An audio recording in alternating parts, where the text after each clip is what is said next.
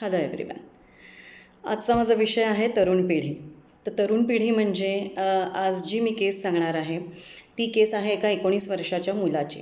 तर तुम्हाला या केसवरनंच, या प्रसंगावरनंच तुम्हाला मी सांगितल्यानंतर कळेल की मुलांची इमोशनल जी पातळी आहे, त्यांच्या अटॅचमेंट्स आहेत, त्यांचे विचार आचार सगळ्याच ज्या गोष्टी आहेत त्या किती बदलत चालल्या आहेत. आणि ह्याबद्दल आपण सगळेजणं बोलतो, नाही का? तर आपल्या पिढीकडनं काही छोट्या मोठ्या घडलेल्या ज्या गोष्टी आहेत, चुका म्हणेन मी खरं तर, आणि त्या गोष्टींमुळे सुद्धा काही वेळा या पिढीला बदलण्याला आपण कुठेतरी जबाबदार आहोत असं मला वाटतं आहे.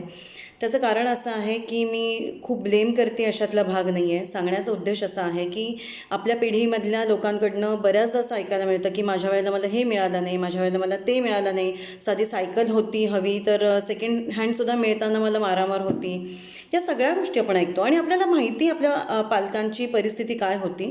सो ते ब्लेम नाही आहेत किंवा काही नाही आहे, पण कुठेतरी एक छोटीशी एक गोष्ट असते जी त्या लहान मनावर किंवा त्या आपण तरुण होतानाच्या मनावर आपल्या कुठेतरी तो परिणाम झालेला असतो. तर आत्ता हे जे डॉक्टर आईवडील होते तर ते अगदी फायनान्शियली डेफिनेटली खूप छान होते. एकुलता एक मुलगा आहे त्यांना. तर आपण देताना पालक जे आहोत ते आपल्याला मिळालं नाही म्हणून पुढच्या पिढीला देतो, ते अगदीच ठीक आहे, काहीच हरकत नाही आहे. त्या त्या वयाला त्या त्या गोष्टी ज्या ज्या हव्या आहेत त्या त्या गोष्टी प्रोव्हाइड करणं हे आपण करतच असतो. पण do we really set the boundaries? We don't do, right? We don't do it. कारण मला असं वाटतं की देताना जर तुम्ही फ्लोलेस देत राहिला तर तो फ्लोलेसनेस जो आहे ना तो पुढच्या पिढीमध्ये सुद्धा दिसतो, कारण त्यांचे इमोशन्स संपलेले असतात. त्यांना काही वाटेनासं होतं. माझे पालक मला काहीही म्हटलं तरी ते आणून देतात, प्रोव्हाइड करतात. सो तिथे काहीही बाउंड्री नसते सेट केलेली. त्यांना कॉन्सिक्वेन्सेस सांगितलेले नसतात. ह्या गोष्टी मिळाल्या तर एवढ्या एवढ्याच असं आहे तसं आहे, त्याच्या व्हॅल्यूज माहिती नसतात. या सगळ्या गोष्टी होतात आणि या गोष्टी होताना आपण असं बघतो, जेव्हा आपण बाउंड्रीज सेट न करता जेव्हा मुलांना फ्लोलेसली देत राहतो तेव्हा होणारे परिणाम हे या प्रसंगातनं तुम्हाला कळतील. तर तो मी शॉर्ट अँड स्वीटली सांगेन की तो 19 वर्षाचा जो मुलगा आहे, जेव्हा त्याला 18 पूर्ण झाली, त्याला लहानपणापासूनच गाड्यांची फार क्रेज आहे. 2 व्हीलर 4 व्हीलर खूप खूप क्रेज आहे त्याला गाड्यांची एकूणच. तर तो नेहमी सांगायचा सगळ्या वाढदिवसाला की मी मोठा झालो की मला पहिली कार घेऊन द्या, असं नेहमी म्हणायचा तो. आणि जसा तो यंग होत गेला, अजून मोठा होत गेला, तसं आईवडिलांना असं वाटायला लागलं की काही हरकत नाही, आता तो 18 पूर्ण झाला की त्याला लायसन्सही मिळू शकतं आहे. तर 18 तो पूर्ण झाला आणि त्याला सगळं व्यवस्थित कार शिकवली गेली, त्याला सगळं लायसन्स दिलं गेलं, सगळ्या गोष्टी झाल्या. आणि काही दिवसांनी, आणि दरवेळेला कार चालवताना आई किंवा वडील, आई वडील दोघंही कार चालवतात, कधीतरी आई असायची कधीतरी वडील असायचे, त्यामुळे कुठेतरी त्याला निर्बंध यायचा. त्याला खूप वाटायचं की एकटं कधीतरी गाडी चालवावी. आणि परीक्षा संपल्या होत्या तर आईवडिलांना त्यांनी हॉस्पिटलला फोन करून सांगितलं की आई बाबा मला आज खूप इच्छा आहे कार चालवायची एकटं, आणि मला खूप घरी बोर होत आहे, परीक्षा संपलेल्या आहेत, प्लीज मला चालवू दे, मी फार लांब जाणार नाही, मी हायवेवर एक चक्कर मारून येतो.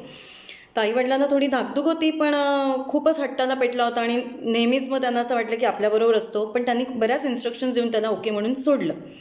बरं, या मुलाला आज इतका आनंद झाला होता की म्हणजे सगळं आसमान को छू दिया था उसने, कारण परमिशन मिळाली होती. तर आता तो गाडी चालवताना त्यांनी हळूहळू गाण्यांचा जो, त्याच्या इंग्लिश गाण्यांचा जो व्हॉल्यूम आहे तो हाय करत करत करत गेला. त्याचा मूड इतका छान झाला होता की त्याचा स्पीड हळूहळू वाढत गेला. आणि हळूहळू एका पॉईंटला त्याला जाणवलं ही गोष्ट की व्हॉल्यूम खूप हाय आहे आणि त्याचा स्पीडसुद्धा जो आहे, वारं खूप सुटलं होतं हायवेवर, त्याचा स्पीड आहे, त्याला कुठेतरी तो कंट्रोल होत नाही हे त्याला जाणवत होतं. पण he was not able to control that situation. आणि त्या सिच्युएशनमध्ये असं झालं की धड त्याला व्हॉल्यूम बारीक करावा लहान करावा हेही सुचलं नाही, आणि त्याचा तोपर्यंत कंट्रोल इतका गेला होता, तो वाईट ॲक्सिडेंट झाला त्याचा. इतका वाईट ॲक्सिडेंट झाला की पुढचं पूर्ण जे बंपर आहे ते आतपर्यंत घुसलं होतं. म्हणजे तो मुलगा अडकला होता त्याच्यामध्ये, त्या सीटमध्ये. पण एवढीच देवाची कृपा की त्याला फार मेजर लागलं नव्हतं. एअरबॅग पूर्ण त्याच्या तोंडावर आपटली होती, पण त्याला मेजरली काही झालं नव्हतं. पण पायाला जरा दुखापत होती किंवा काही छोट्या मोठ्या गोष्टी होत्या, पण मेजर असं काही झालेलं नव्हतं. आणि त्याला इमिजिएटली आजूबाजूच्या लोकांनी बाहेर काढण्याचा प्रयत्न केला. बराच वेळ गेला बाहेर काढण्यामध्ये, कारण खूप वाईट ॲक्सिडेंट झाला होता. हॉस्पिटलमध्ये ॲडमिट केलं. त्याला जेव्हा शुद्ध आली तेव्हा त्यांनी सगळ्यांनी चौकशी केली. मोबाईलमधनं त्याचा नंबर घेऊन वडिलांना फोन केला. सगळं झालं, सगळ्या गोष्टी. आता गोष्ट पुढची अशी मेन आहे सांगायचं म्हणजे की वडील आल्यानंतर सगळी ट्रीटमेंट झाली. त्याला दुसऱ्या हॉस्पिटलला हलवलं. सगळं झालं. त्याच्यानंतर वडिलांनी जिथे कार दिली होती दुरुस्त करण्यासाठी गॅरेजला पाठवली होती, त्यांना इन्स्ट्रक्शन दिली होती, जोपर्यंत मी येत नाही नेक्स्ट व्हिजिटला तोपर्यंत त्याला हात लावू नकात, म्हणजे दुरुस्त करू नकात. आणि ते मुलगा बरा झाल्यानंतर त्याला ते घेऊन गॅरेजला गेले. गॅरेजमध्ये त्याला कार पूर्ण बघायला लावली त्यांनी की कितपर्यंत काय झालं होतं. म्हणजे आम्ही तुला या कारसाठी मी आणलेला नाही आहे आत्ता, पण आम्ही म्हणजे अगदी थोडक्यासाठी तू वाचलास आणि काळ आला होता पण वेळ आली नव्हती लकीली. तर तूच बघ की काय झालं आहे तुझ्या हातून म्हणून, आणि कार पण बघ जी हौशीने तुझ्यासाठी घेतली होती आपण. ती कार बघितली त्यांनी. इतकी वाईट अवस्था होती. त्याच्या बड्डेसाठी म्हणून, बड्डे प्रेझेंट म्हणून आणि 18 कंप्लीट झाला आहे तो म्हणून त्यांनी घेतलेली ही आठवणीतली त्याची स्वतःची पहिली कार. आणि या कारचा चेंदामेंदा झालेला बघून त्या मुलाला खरंच सांगायचं तर त्यांनी फक्त ऑब्झर्व केलं. थोडा वेळ तो काही बोलला नाही, आणि काही क्षणांनी तो जे बोलला ते इतकं म्हणजे की हार्टफेल होईल असं अक्षरशः वाक्य होतं त्याचं. तसं रिॲक्शन होतं, डॅड ही तर पूर्ण गाडी गेली, तर आता आपण काय करणार? Can we buy new one? BMW जे मी तुम्हाला सांगितली होती, जी मला खूप आवडते कार, ती घ्यायची आपण, कारण या कारचं मला नाही वाटत की काही दुरुस्त करून होईल म्हणून. आणि हे वाक्य ऐकल्यानंतर तिथले जे मेकॅनिक होते त्यांनाही आश्चर्य वाटलं आणि वडिलांच्या डोळ्यामध्ये पाणी तरळलं. म्हणजे त्यांना असं झालं की मुलगा वाचला हे नक्कीच. आपण नेहमीच म्हणतो की सर सलामत तो पगडी 50, अगदीच कबूल आहे, पण या मुलाला फक्त जाणीव व्हावी आणि सगळ्याच बाजूंनी त्याला लेसन मिळावं यासाठी वडिलांनी आणलं होतं. पण याच्यावर खरंच काही परिणाम झाला नाही. म्हणजे स्वतःचा जीव वाचला याहीबद्दल त्याला काही नव्हतं, आणि कारचा झालेला तो चेंदावेंदा बघूनही त्याला काही नव्हतं इमोशन्स. या सगळ्यातनं वडिलांना खूप मोठा धक्का बसला होता, आणि त्यांनी ठरवलं की याच्यापुढे तो जे मागेल ते लगेच त्याला इमिजिएटली द्यायचं नाही. काही दिवसांनी असं झालं, आजकाल मुलं मोबाईल हे सगळीचकडे घेऊन जातात. अगदी बाथरूम आणि टॉयलेटही सोडत नाही, तिथेही मुलं घेऊन जातात. हे आपल्याला सगळ्यांनाच माहिती आहे, किती रेस्ट्रिक्ट केलं तरीसुद्धा. तर काही दिवसांनी याचा मोबाईल त्याच्या हातूनच इतका वाईट फुटला गेला की तो पुन्हा दुरुस्त होण्याच्या ह्याचा नव्हता, तो पूर्ण फुटला होता. तर तो 2 दिवस इतका अपसेट होता. ज्या दिवशी त्याचा मोबाईल फुटला तो दिवस अख्खा रात्रीपर्यंत, दुसरा दिवस तो पूर्णपणे गिडगिडत होता वडिलांसमोर, dad please, I am really very sorry for this, आणि माझ्या हातून हे पुन्हा कधीच होणार नाही, मला प्लीज मोबाईल नवीन घेऊन द्या. आणि वडिलांनी हाच विचार केला. अर्थात 80-90 हजार किंवा 1 लाखाचा असेल फार फार तो मोबाईल, ती किंमत लहान नाही आहे, पण याचे इमोशन, स्वतःचा जीव वाचला. त्या दिवशी त्याला जेव्हा मी या सगळ्या गोष्टी दाखवल्या, सांगितल्या, आणि कारची जी अवस्था आहे, जी कित्येक लाखांची ती कार होती, 50-55 लाखाची, या सगळ्या गोष्टींची त्याला व्हॅल्यूच नाही ना, स्वतःच्या जीवाची ना त्या गाडीच्या किमतीची किंवा त्या गाडीची. आणि एक वस्तूभोवती आपली एक मेमरीसुद्धा असते. त्याला 18 कंप्लीट झाल्यानंतर त्या आईवडिलांनी घेऊन दिलेली ती कार होती. त्याला कुठलेच इमोशन्स नव्हते त्या क्षणी, आणि या मोबाईलसाठी तो 2 दिवस मला सॉरी म्हणतोय, 2 दिवस रडतो आहे, नीट खातपीत नाही आहे. हे काय आहे म्हणजे नक्की?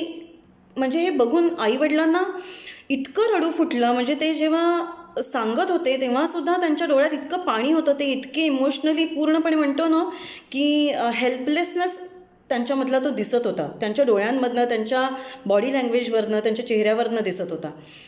म्हणजे याच्यावरनं मला या गोष्टीवरनं एवढंच सांगायचं आहे की आम्ही आपल्याला सतर्क राहणं फार गरजेचं आहे. फ्लोलेसनेस जो आपल्यामध्ये आहे, आपल्या ज्या भावना आहेत त्याच्यावर कंट्रोल खरं तर आपल्याला एक पालक म्हणून ठेवायचं आहे. आपल्याला कुठेतरी बाउंड्रीज सेट करायच्या आहेत. मुलांना प्रत्येक गोष्ट देताना त्यांना काही व्हॅल्यूज कळल्या पाहिजे, आणि त्याच्याशिवाय त्यांना देऊन उपयोग नाही आहे. आणि काही गोष्टी त्यांनाही रेस्ट्रिक्शन्स सांगितली पाहिजे वस्तू देताना. आणि त्याच्यामागे कारण असं पण बऱ्याचदा होतं की क्वालिटी टाईम आपण मुलांबरोबर स्पेंड करत नाही. मी म्हणत नाही की दिवस रात्र तुम्ही तुमचं करिअर सोडून, तुमच्या गोष्टी सोडून तुम्ही त्यांच्या मागे, पण क्वालिटी टाईमसुद्धा तितकाच महत्त्वाचा आहे मुलांना देणं. मुलांना आजूबाजूची परिस्थिती दाखवणं, सतत मॉलमध्ये नेणं हे सुद्धा चुकीचं आहे. तर मॉलमध्ये एखाद दिवशी तुम्ही महिन्यातनं नेलं, आणि त्याच्याऐवजी जर तुम्ही विकेंड्सला मुलांना बागेत घेऊन गेलात, कुठेतरी नातेवाईकांकडे, मित्रमैत्रिणींचा तुमचा ग्रुप असेल, त्यांची लहान मोठ्या वयाची वयाची मुलं बाळं असतील त्यांच्यावर त्यांना मिंगल होऊ देत, खेळू देत, गप्पा मारू देत, काहीतरी गेम्स तुम्ही एकत्र मिळून अरेंज करा आणि कुठेतरी ट्रिप्स काढा, काहीही, आणि भरपूर सोल्युशन्स येतो. तर मला असं वाटतं की मुलं 2-3 मुलं असू देत नाही तर एक मूल असू देत, पण आजकाल परिस्थिती ही सगळीकडेच आहे. भावंडं असली तरीसुद्धा भावंडांची तोंडं 2 दिशेला 2 असतात आणि एकटं मूल असलं तर विचारायलाच नको. तर मला असं वाटतं की क्वालिटी टाईम दिला पाहिजे, त्यांना व्हॅल्यूज समजल्या पाहिजे. त्यासाठी न बोलतासुद्धा करण्यासारख्या बऱ्याच गोष्टी आहेत, तर त्या आपण केल्या पाहिजेत असं मला मनापासून वाटतं या सगळ्या परिस्थिती बघता. तर आपली ही पुढची पिढी आपल्यासाठी सगळ्यांसाठी खूप महत्त्वाची आहे. APJ अब्दुल कलाम नेहमी म्हणायचे की पुढच्या पिढीवर खूप भर द्या नेहमी, कारण पुढची पिढी म्हणजे ही भविष्य आहे आपल्या सगळ्यांचं. तर या भविष्याला आपल्याला चांगलं केलं पाहिजे आणि हा प्रयत्न आपणच केला पाहिजे. तुम्हाला या संदर्भात काहीही बोलावंसं वाटलं तर तुम्ही कमेंट बॉक्समध्ये लिहून पाठवा किंवा मला पर्सनली पिंग करा. मला जेवढं गाईड करता येईल माझ्याकडनं तेवढं मी गाईड करेन आणि नक्की बोलेन तुमच्याशी. Thank you so much for listening to me. See you soon.